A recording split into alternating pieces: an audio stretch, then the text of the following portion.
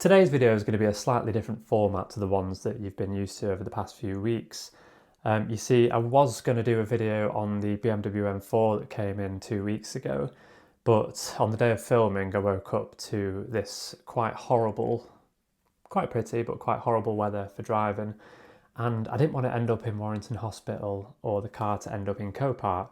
So I thought I better stay at home, save lives, and do a video which is slightly different, which is basically the best cars that we sold in 2024.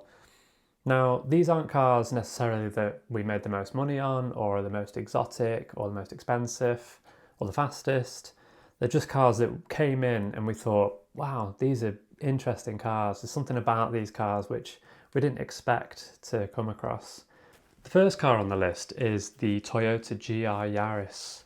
This is a car that came to us actually as a part exchange against a Maserati Gran Turismo, which was a car that actually nearly made it onto this list, purely for the noise.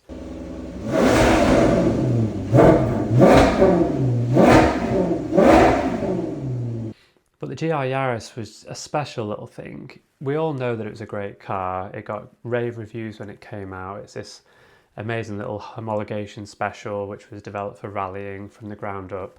Nothing like a standard Yaris, zero, like 2 panels or something. And it was just a fabulous car to drive. As a millennial who grew up really wishing that he could own an Escort RS Cosworth when he grew up, the Yaris GR was the sort of car which, I expected the Escort Cosworth to feel like back in the day. It was all about big boost, 4-wheel drive, the sort of car that you can just chuck around, manual gearbox. It was just a great little street racer which would have been extremely capable on track and on a rally stage as well. It was a fabulous little thing. The one that we had was white, it had like a matte gold finish to the wheels and a few tasteful mods, and it was just a fabulous little car, and it sold really quickly actually. Number 4 on my list was just a car that I just could not ignore, and it's a car that just had to make the cut, and that is the B9 Audi RS4. You see, this was just one of the most complete cars that I've ever driven, and I hadn't actually driven it until the test drive actually of the customer who bought it. And we were driving along and I said to him, I haven't actually driven this car. And he just turned to me and he said, do you want to? And I was like, yeah, of course. So he pulled up. I hopped in and I just thought, wow, this is just the car for me. I know a lot of people like the old 4.2 litre V8 RS4, but to me the 2.9 litre V6 twin turbo was just the most complete car that I've driven. And it's got the torque that you need for an estate 4-wheel drive car. It's got the looks. It's an Audi, it's a beautiful product. The switchgear, the carbon, it was just an absolutely lovely thing. And as an owner of an estate car anyway, I just thought I would love to have this on my driveway. It's probably the one I would actually want to have at home the most. And it was just, yeah, an incredible thing. Number 3 on the list is actually another small Toyota. It's the Toyota IQ. I've actually done a video on it a few weeks ago. I'll put the link up there so you can have a look at it if you want to. But what a sweet little city car that was. It came in as a part exchange against a BMW i3, which is another great car. And it was just such a little surprise to us. We'd never really seen it before up close. And to me, it was proof that small cars don't have to be cheap and nasty. I've driven Toyota Aygos and Citroen C1s and stuff. Although they're great little sort of first cars and they're good for the city and stuff, the engines sound rough, like they're cheap, they're just not high quality products.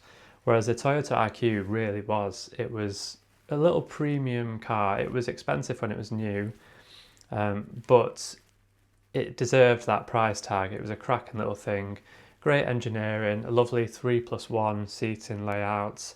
The boot was tiny, but you could put the back seats down. It wasn't too much of a problem. But it was just great fun to drive. The turning circle was hilarious. You could basically do 2 car parking spaces in one movement. And it was just hilarious. It put a smile on your face. And I don't care how fast the car is or how expensive, exotic. If it puts a smile on your face, it's a good car. And the Toyota IQ is just that. We're starting to get to the more serious cars now, and the next car on the list, number 2, is actually a car that was built before I was born. It was the Porsche 928's S4, and to be honest, I'm a millennial. I sort of grew up like after the 928 stuff that came out in the 70s, and production ran up into the 80s. And it's a car that I didn't really appreciate. And only until we bought one, it was in November 2023 that we actually acquired it. It was at the iconic auctions at the Classic Car Show in Birmingham. And it was a great day out. It was lovely. We got to see loads of classic cars that I loved when I was younger and actually bought when I was a bit older, some of them. And yeah, it was a cracking day out. And we did the auction, and Ron and Imi, who work at Auto 7, they fell in love with the 928. It was a car that was a bit of a hero for them back in the 80s, and they thought, let's just go for it, let's buy it. And they did. And what a car, it's just mad. I drove it a couple of times, and it's the sort of car that you have to sort of relearn how to drive every time you get in it. I nearly crashed it a few times in our little in our lot because like the brake pedal isn't where you think it's going to be. It's got a dogleg gearbox, so first gear is back towards you. It was a manual S4 928 as well, which is incredibly rare, and the mileage was only 50,000 or just under, in fact. So it was a real time warp. It was beautiful condition. The interior, all the leather was perfect, all the exterior rubber and all that stuff. It was spot on, and it actually made its way into a little collection. It came from a collection and then it just went to another one, which is a little shame. I'd like to see it on the road, but it's actually an island now, so I'll probably never see it again. It's a shame, really, but a cracking car, and pop-up headlights as well. And now it's time for what I think is the best car that we sold in 2024. And it's not actually the car that I would like the most out of the list. I'd probably take the RS4. But at number 1 is the BMW i8. You see, it was such a surprise at how good this car was that it just had to be there. If you want to see the video of what I've done on the i8, the proper review, I'll put it up there for you to watch. But wow, what a complete sports car that was.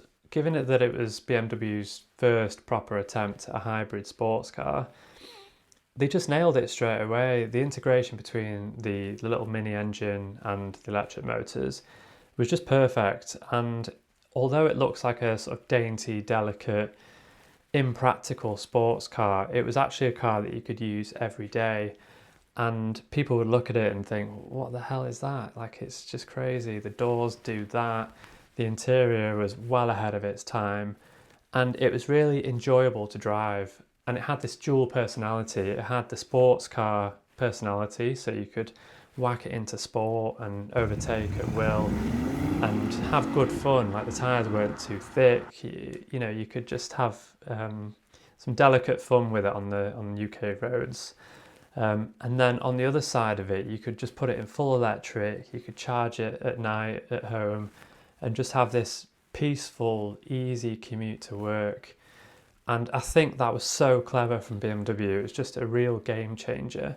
And I'm quite upset that nothing really followed from BMW along that sort of, that kind of personality, that kind of usability. Like the new M5 has the same kind of ingredients, but it's so heavy. It's like a ton heavier than the i8, and it's a much bigger car. It's not a true sports car really, whereas I think the i8 really was.